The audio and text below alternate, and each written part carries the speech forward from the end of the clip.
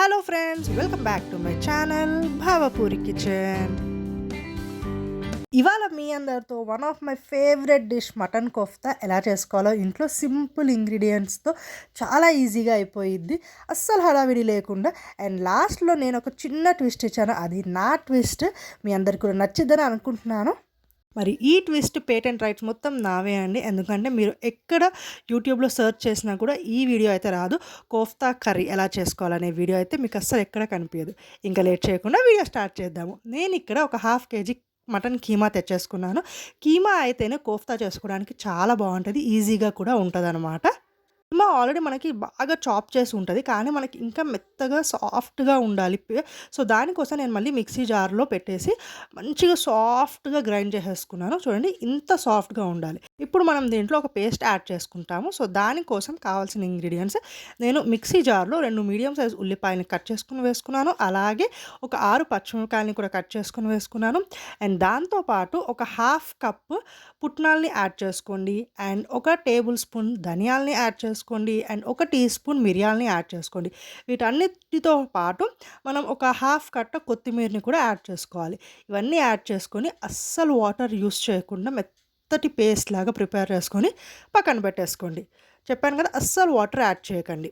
ఇప్పుడు మనం గ్రైండ్ చేసి పెట్టుకున్న కీమాలోకి ఒక టేబుల్ స్పూన్ అల్లం వెల్లుల్లి పేస్ట్ యాడ్ చేయండి. రుచికి సరిపడంత ఉప్పు యాడ్ చేయండి. అండ్ ఒక 2 టేబుల్ స్పూన్ కారంని యాడ్ చేసుకోండి. అండ్ ఒక టీ స్పూన్ పసుపుని కూడా యాడ్ చేసుకోండి. అలాగే మనం ముందుగా పేస్ట్ చేసి పెట్టుకున్నాం చూడండి, ఆ పేస్ట్ని కూడా మొత్తం యాడ్ చేసుకోవాలి. ఇలా ఇంగ్రీడియంట్స్ అన్నీ వేసిన తర్వాత మనం దీంట్లోకి గోధుమ పిండిని యాడ్ చేసుకుంటాం, ఎందుకంటే బైండింగ్ కోసం. సో అందుకే నాకైతే ఒక 3 టేబుల్ స్పూన్ గోధుమ పిండి సరిపోయింది. కానీ ఒకేసారి నేను మొత్తం యాడ్ చేయలేదు, కొద్ది కొద్దిగా యాడ్ చేసుకుంటూ మిక్స్ చేసుకున్నాను. ఆ తర్వాత మనం దీన్ని మిక్స్ చేసిన తర్వాత మంచిగా రౌండ్ బాల్స్ లాగా రావాలండి. సో దానికి ఎంత సరిపోయిద్దో అంత గోధుమ పిండిని యాడ్ చేసుకోండి, ఎక్స్ట్రా యాడ్ చేసుకోకూడదు. మీకు ఇక్కడ నేను కన్సిస్టెన్సీ కూడా చూపిస్తాను. ఇలా గోధుమ పిండి యాడ్ చేసుకున్న తర్వాత కన్సిస్టెన్సీ ఇలా ఉండాలి, మనకు మంచిగా రౌండ్ బాల్స్ లాగా రావాలన్నమాట. నేను అన్ని బాల్స్ చేసుకొని పక్కన పెట్టుకున్నాను. ఆ తర్వాత వేరొక కడాయిలో నేను డీప్ ఫ్రైకి సరిపడే అంత ఆయిల్ యాడ్ చేసేసి, ఆయిల్ హీట్ అవ్వగానే సిమ్ టు మీడియం మధ్యలో ఫ్లేమ్ పెట్టేసి ఒక్కొక్కటిగా మనం కోఫ్తా బాల్స్ని వేసుకుందాము. వన్స్ ఆయిల్ హీట్ అయిన తర్వాత మనం సిమ్ టు మీడియం మధ్యలో ఫ్లేమ్ పెట్టేసుకొని అప్పుడు మనం కోఫ్తా బాల్స్ని యాడ్ చేసుకోవాలండి.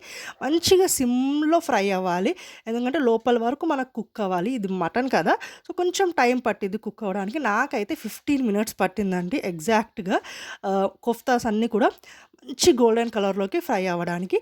అండ్ వేసిన వెంటనే మీరు దాన్ని అస్సలు డిస్టర్బ్ చేయకండి. ఒక్క 2 మినిట్స్ అలా ఉంచేసి ఆ తర్వాత మనం ఇంకొక వైపుకి తిప్పుకుందాము.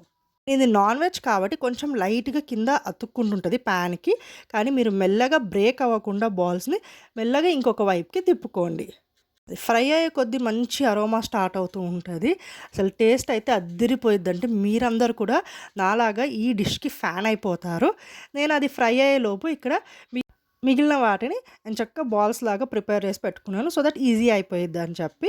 అండ్ మనం 2 వైపులో మంచి గోల్డెన్ కలర్లో ఫ్రై చేసుకోవాలి, సో దట్ లోపల వరకు కూడా మంచిగా కుక్ అయ్యిద్ది అండ్ బయట మంచి క్రిస్పీగా ఉంటుందండి. సో అలా ఇప్పుడు చూడండి, నేను ఒక 3 మినిట్స్ తర్వాత ఇంకొక వైపుకి ట్రాన్స్ఫర్ చేస్తున్నాను. చాలా మెల్లగా, చాలా నెమ్మదిగా చూసి ట్రాన్స్ఫర్ చేయండి, ఎందుకంటే బాల్స్ అనేవి తొందరగా విరిగిపోతాయి కోఫ్తా బాల్స్.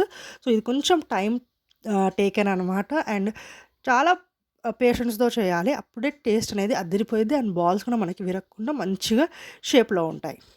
ఒక 15 మినిట్స్ తర్వాత మీకు వీడియోలో కనిపించినట్టు ఇలా మంచి గోల్డెన్ కలర్లోకి 2 వైపులా ఫ్రై చేసేసుకొని మనం సర్వింగ్ ప్లేట్లోకి తీసేసుకోవాలి.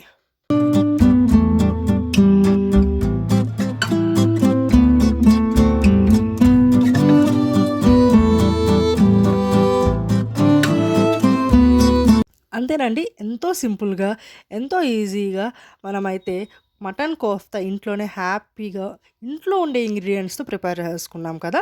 సో ఇలా ఒక రౌండ్ అయితే కంప్లీట్ అయిపోయింది. నేను ఇంకొక రౌండ్ని మళ్ళీ వేసుకుంటున్నాను. అండ్ ఇంకోటి ఏంటంటే, ఒకదానికొకటి అంటుకోకుండా, ఒకదానికొకటి డిస్టర్బ్ చేయకుండా ప్యాన్‌లో ఎంత సరిపోతే అంత మాత్రమే వేయండి. కావాలంటే 2, 3 టైమ్స్ వేసుకోండి. అంతేగాని ఒకేసారి అన్నీ వేసేసి లేకుండా మాత్రం అసలు చేయదు. ఇది ది మోస్ట్ ఇంపార్టెంట్ టిప్ మనం ఇలా మటన్ కోఫ్తా చేసుకునేటప్పుడు. సో, ఇలా మీరు స్నాక్స్ లాగా లేకపోతే సైడ్ డిష్ లాగా హ్యాపీగా ఎంజాయ్ చేయొచ్చు. కానీ నేను ఒక ట్విస్ట్ ఉందని చెప్పాను కదా! నా ట్విస్ట్ అది కూడా చెప్పాను. పేటెంట్ రైట్స్ కూడా నాకు మాత్రమే సొంతం అని చెప్పాను కదా! సో, అదేదో కాదని నేను ఏంటంటే మీ అందరూ కూడా నార్మల్‌గా మటన్ కర్రీ లేకపోతే చికెన్ కర్రీ చేసుకుంటారు కదా! సేమ్ అలాగే గ్రేవీ ప్రిపేర్ చేసుకోవాలి. పీసెస్ అంటే మటన్ పీసెస్ ఏం లేకుండా నార్మల్‌గా మటన్ కర్రీ ఎలా చేసుకుంటామో అలాగే ప్రిపేర్ చేసుకోవాలి. ఇలా థిక్‌నెస్ ఇలా ఉండాలి. కన్సిస్టెన్సీ చూపిస్తున్నాం కదా! ఆ కన్సిస్టెన్సీ వచ్చిన తర్వాత స్టవ్ ఆఫ్ చేసేసి మనం చేసుకున్న మటన్ కోఫ్తాని దాంట్లోకి వేసేసుకుందాం. వేసుకొని ఒకసారి బాగా మిక్స్ చేసేసి మూత పెట్టేసామనుకోండి. ఒక్క 5-10 మినిట్స్ లోపు ఏమైద్దంటే ఆ మటన్ కోఫ్తా లోపలికి కూడా మంచి గ్రేవీ ఎళ్ళిపోయి యమ్మీగా ఉంటదండి. వేడి వేడి అన్నంలో ఈ మటన్ కోఫ్తా గ్రేవీ యేసుకొని తింటుంటే చాలా చాలా బావుంటది. మీరు ఒకసారి ఇలా కూడా ట్రై చేయండి. లేదా నార్మల్‌గా ఇలా స్నాక్స్ లాగా కూడా ఎంజాయ్ చేయొచ్చు. మీ అందరికీ నా వీడియో నచ్చిందా? నచ్చితే please like, share, comment and కొత్త వాళ్ళు నా ఛానల్‌ని సబ్స్క్రైబ్ చేసుకోండి. మరొక మంచి వీడియోతో మళ్ళొచ్చేస్తాను. అప్పటి వరకు టాటా బాయ్.